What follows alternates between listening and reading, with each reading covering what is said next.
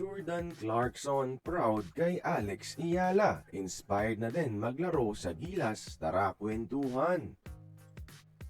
Buong mundo ang ginulat ni Alex Iyala sa panalo sa Wimbledon defending champion mga idol. At isa sa bumilib ay ang kababayan nating si Jordan Clarkson. Pinost mismo ni JC sa kanyang Instagram story ang history na ginawa ni Alex mga idol.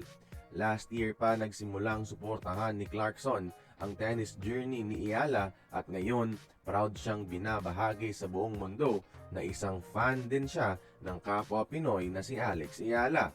Sana maipasa niya ang championship DNA niya sa NBA sa ating tennis sensation mga idol ngayong Wimbledon.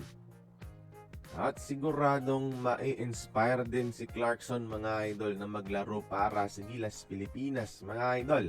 March 2026 matatandaang sinabi ni Clarkson sa NBA media na gusto niyang maglaro sa Asian Games ngayong NBA off-season.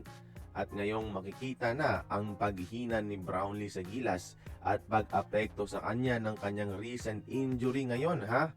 Oras na siguro para samahan siya ni Clarkson depensahan ang ating ginto sa Asian Games mga idol dahil pareho silang eligible maglaro dito. NBA champion na si Clarkson ngayon.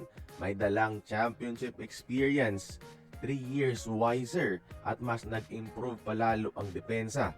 So isang bagong version, better version, all-around at winner version ni JC ang makikita natin sa Gilas Pilipinas kung bibigyan siya ng opportunity ng SBP maglaro sa Asian Games ngayong Setyembre. Proud Pinoy si Clarkson. Ilang beses niya yang binahagi sa buong mundo after nila maging NBA champion. Tiyak maglalaro yan kung iimbitahan lang ng ating Gilas mga idol. Kaya kayo ba? Gusto nyo bang makita si Clarkson suot-suot ang Gilas jersey natin ngayong taon?